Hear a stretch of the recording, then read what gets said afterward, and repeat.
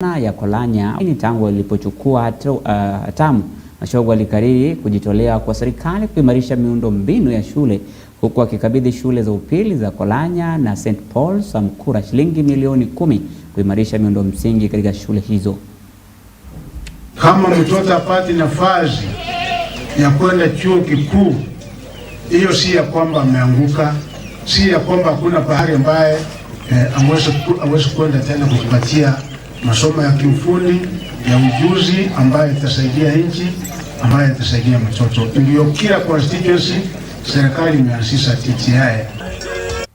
Kwingineko, katika hali ambayo imeweza kukithiri humu nchini, mgomo wa madaktari ambapo unaendelea kuchukua mkondo mpya baada ya KMPDU kutangaza kuwa washauri ama washikadau wengine katika sekta kibinafsi watajiunga na mgomo huo na kuongeza joto hilo la mgomo hadi pale serikali kuu na wizara ya afya itasikiza matakwa yao. Chama cha madaktari nchini KMPDU kimetishia kuhusisha hospitali za kibinafsi kwenye mgomo huo unaoendelea iwapo serikali haitawasikiza na kushughulikia matakwa yao. Wakizungumza na vyombo vya habari, madaktari hao wanahoji kuwa kamwe hawatalegeza kamba kupigania haki zao. Aidha, madaktari hao wamemtaka na kuitaka serikali kuongeza mgao wa fedha za kushughulikia huduma za afya kutoka 15% kwenye mafunzo ya kimatibabu na kiafya yamesitishwa katika hospitali mbalimbali za umma kote nchini pamoja na kaunti ya Nairobi.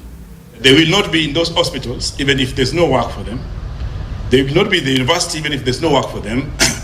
And also they will not be in their private facilities to offer services. So therefore we are in the process of escalation of the strike. And I know most of the political leaders always look for the private consultants to offer the services. They've said these issues that we have here are issues for all doctors. Yes, we may have a few private hospitals that are still working, but as of today, all the consultants will not be offering services just like doctors are out. My call is to the National Assembly. Let's start with you. In the next financial budget, can the county allocation go up at least to 25%? Because as long as counties are not facilitated, they're not going to be able to employ medical officers and consultants to provide the service. National government, you need to stop playing these games. It is time to give people what they elected you to give them. Healthcare, education, security. Kwingineko, tukisonga mbele sawia na taarifa hiyo, huku mgomo wa madaktari ukiingia siku yake 22, sasa mashirika ya kijamii kaunti ya Mombasa yamelitaka baraza la magavana na bunge la seneti kuingilia kati kushinikiza serikali kuu kutafuta suluhu ya mgomo wa madaktari na matabibu humu nchini unaoendelea. Hata hivyo, wakizungumza kaunti ya Mombasa nje ya hospitali ya rufaa ya Pwani Coast General Referral Hospital, wakiongozwa na mwenyekiti wa muungano wa mashirika ya kijamii Pwani Zedekia Dika, wamesema kuendelea kwa mgomo huo kunayumbisha ugatuzi na haki ya mwananchi kupata huduma bora za kimatibabu. Kwa upande wake, Masi Mdhoni ameelezea kughadhabishwa kukosa huduma za matibabu kwa mtoto wake licha ya kusafiri mwendo mrefu na kurauka katika hospitali hiyo. The lack of seriousness in the political class. We have not seen proper address by the Council of Governors on this matter. Health is a devolved issue, notwithstanding the challenges they are having with devolution of the entire health segment. Health remains a devolved issue, and the Council of Governors and all the governors involved cannot keep quiet. They have to sit down, find a solution to this challenge. They must call doctors, they must call the fraternity that is striking so that there is a solution. And that solution is not needed today. It is needed yesterday, because we can't continue losing lives. We can't continue seeking services at very expensive ends where that same fraternity is serving other Kenyans. It is improper, and this is injustice against the poor. Number two, the Senate is set to look at the interest of devolution. The interest of devolution is in jeopardy as we speak. If people can't get health in public facilities, people are in problems. Able to go to a private facility where she gave birth, but the baby developed some problem, and they called back to the Coast General Hospital. But unfortunately they could not again admit her here, and they were referred to Kilifi Referral Hospital, and when they were on their way, unfortunately, the baby died. We also have a case that happened on 1st of April this month of a 2.5-year-old child who was brought in at the Coast General Hospital. She had developed fever, and on here she met up with the nurses who they were able to perform first aid for the baby, and they were supposed to transfer her somewhere else because the doctors were also on strike. They asked the parents to transfer her to a private facility, but because the parents, again, they could. Kwingineko, katibu wa Wizara ya Afya Mary Muriuki amewataka madaktari kurejea kwenye meza ya mazungumzo bila vikwazo ili kukwamua mazungumzo ambayo yamesababisha na kusambaratishwa kwa pande zote mbili kuchukua msimamo sugu. Akizungumza kwenye warsha ya siku 3 ya maafisa wa afya nyanjani, Muriuki amesema kuwa serikali imejaribu kutimiza baadhi ya malumbano na imeweza kuweka makubaliano kwenye mkataba wa mwaka 2017 kutoa shilingi bilioni 2.4 kufanikisha ajira kwa madaktari wanafunzi 3700. Aidha, amesema kuwa pesa hizo zitarejeshwa kwa hazina ya kitaifa iwapo KMPDU itakataa hatua hiyo ya serikali. Muriuki amewataka madaktari hao kurejea kazini huku mazungumzo yakiendelea. The health workers that we are in this together. We are in this together. Yes, they have grievances, and we are saying, yes, we are ready to sit on the table and discuss this. But Rome was never built in a day. We cannot just sit down in 5 minutes and complete all the issues that you have complained about from 2016. To be very fair and sincere, it will take time for us to also agree on a few issues. So let us lighten our spaces. Let us be flexible when we come to the table. I am sure after the court ruling yesterday again, we will be holding another meeting, and I so hope we will go to the table with clean hearts for the benefit of our great country and for the empathy of the patients, the many patients. Kwingineko, tukisonga mbele, wazazi katika kaunti ya Busia wamehimizwa kukuza vipaji vya watoto wao walio na ulemavu ili waweze kuwa kwenye jamii, ili waweze kuhisi kuwa wapo kwenye jamii. Wakizungumza wakati wa ufunguzi wa michezo ya walemavu ya shule za upili katika eneo la Magharibi inayofanyika kwenye shule ya upili ya Akoreti, kaunti ya Busia, mwakilishi wadi Mkura Magharibi Boniface Eruthe aliwataka wakazi na wazazi kuwapa fursa sawa watoto walio na ulemavu ili kutambua talanta zao hapo eneo la Busia.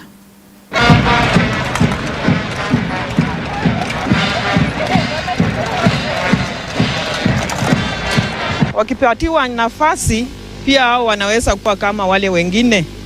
Tuko na 3 categories. Tuko na T11. T11 maana yake ni wale wenye hawana uwezo wa kuona. Alafu tuko na T12 ni wale wenye wako na uwezo kidogo, low vision. Alafu tuko na T13. T13 ni wale wenye wanaona. So nitaomba wale wazazi wote ambao kuna watoto ambao kuna ulemavu aina yoyote waweze kujitokeza, tujue wale watoto tuwapeleke katika shule ambazo zinaweza kuwasaidia. We can see that these children have talents which can be harnessed, and they can be able to help themselves and also be able to help and showcase the talents which Kenya has. We assist that child in academics, and we can also nurture their talents. Na kwingineko, Rais William Ruto amesisitiza umuhimu wa biashara kwa mataifa yote barani Afrika katika hotuba yake kuu alipotembelea taifa katibu ya eneo huru la biashara ya bara la Afrika mjini Accra, Ghana siku ya Jumatano.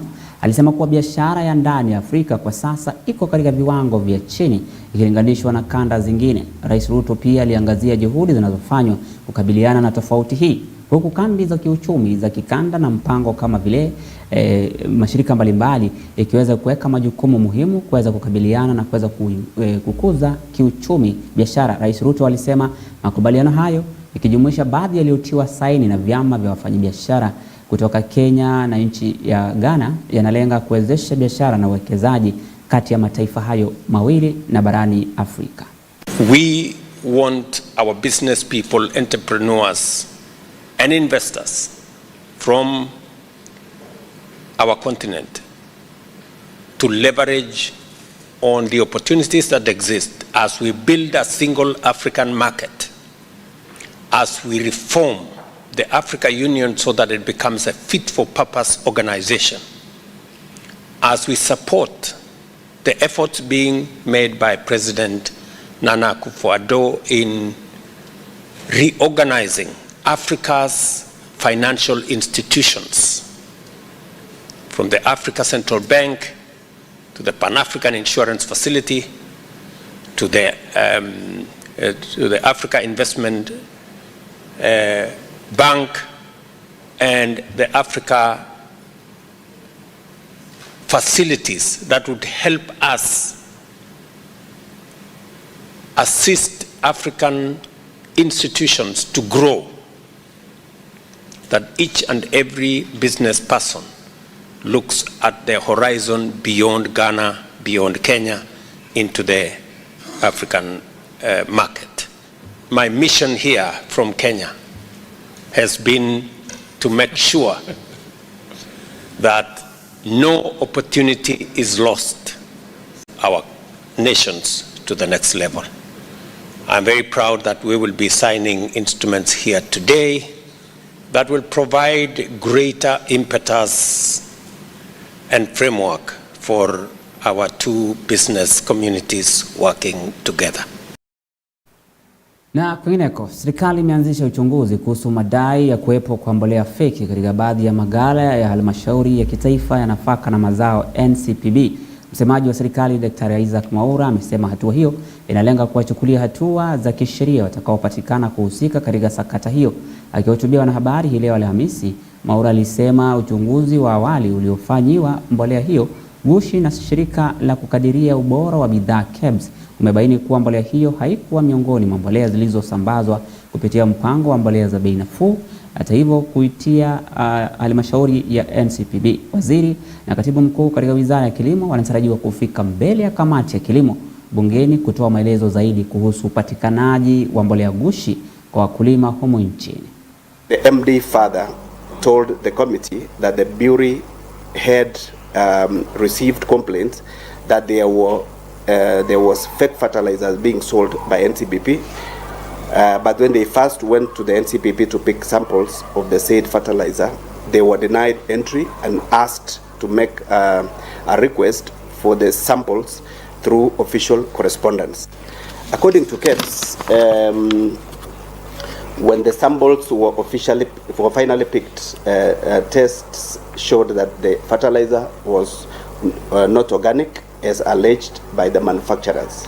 The committee has since invited CS, PS, MD KEFIS, MD NCPB for a second meeting to discuss on the fertilizer subsidy program on Monday 8th April 2024, and the committee is also set to meet SBL Innovate Manufacturers Limited, the manufacturers of the GPC Organic Plus fertilizer on Tuesday 9th April 2024.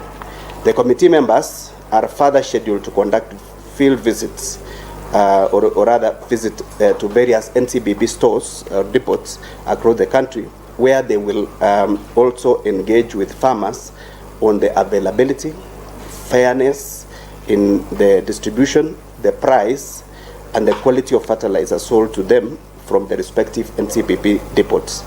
After the scheduled meeting and field visit, the committee will prepare a report on its findings for consideration by the House. Na tukiachana na hayo ya mbolea, kwingineko, gavana wa Nairobi Johnson Sakaja mapema mchana leo ametoa hotuba yake katika bunge la kaunti ya Nairobi kuhusu utendakazi wa kaunti na ripoti kuhusu maendeleo ya kaunti. Akizungumza bungeni, ametaja masuala mbalimbali muhimu ambayo serikali ya kaunti ya Nairobi imeafikiana, kutoka sekta ya elimu, miundo msingi, afya, biashara pamoja na lishe shuleni, ambayo ni programu imepewa upato ili kuwapa wanafunzi katika shule za umma chakula, akitaja dishi na kaunti kusaidia watoto wanaotoka katika mazingira magumu kupata chakula. Gavana Sakaja amezungumza kuhusu bunge la kaunti ya jiji na usimamizi wake na majukumu yake ya kutunga sheria, ambayo amepongeza juhudi hizo kuimarisha na uimarishaji wa sekta ya afya wa kaunti kwa ujumla. As we issued bursaries and scholarships this year, I think it was at Milimani, was it Milimani? Yes, Milimani Secondary. Mildred gave her moving testimony while wearing this Tap to Eat watch, which I hoped all members would have by now. When she gave her moving testimony, she vowed that she would never remove this Tap to Eat watch, even as she moved on to high school. Mildred's story is a story of thousands of children in Nairobi today. When we began, we wanted to make sure and make absolutely certain that each and every child in our county was able to learn, that they were not denied an education simply because they were hungry. We knew, research showed us, and statistics, that 1 out of every 4 children in Nairobi had skipped school sometime in the past because they had skipped, or rather had no food. In feeding each and every one of our children, Mr. Speaker, a nutritious hot meal, we invest in their cognitive development and empower them to excel.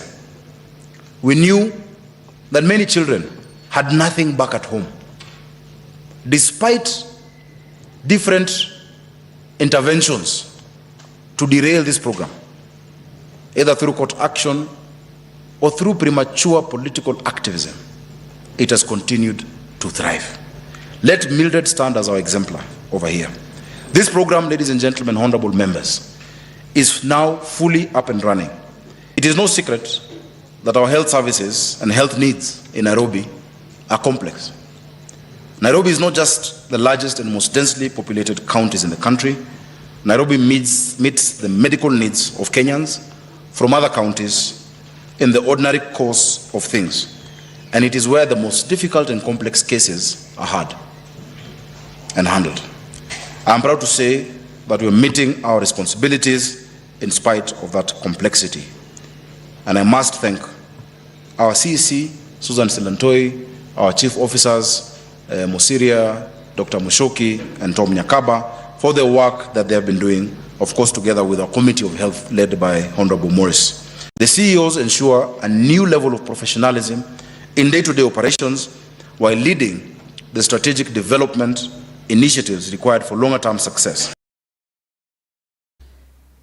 Mtazamaji, tukiachana na hayo ni kwamba wanaume kote nchini wamehimizwa kuchukua mikopo kutoka hazina ya Uwezo ili kujiendeleza kibiashara, ikitajwa si vijana na akina mama tu pekee ndio wanaotakiwa kuchukua mikopo hiyo. Akizungumza, Katibu Mkuu wa Maendeleo na Biashara Ndogo Ndogo amesema kuwa hatua hiyo itaziba mianya ya ukosefu wa ajira humu nchini kwa kujiendeleza na biashara na jamii nzima kujiendeleza kiuchumi.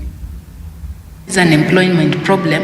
We need now to move towards embracing the multivariant interventions, and then also end-to-end intervention. One single intervention, you cannot be comfortable. I only give loans. Okay, so you give me loan, there is no market. So if you are giving me loan, it is also in your best interest, if you want me to repay that loan, to help me understand the market. Where is the market? So we want you to look at an entrepreneur and see how we can support this entrepreneur with end-to-end as a way of de-risking them, as a way of preparing them to become lending ready, to become borrowing ready, to become credit ready. And by doing that, they're going to create jobs.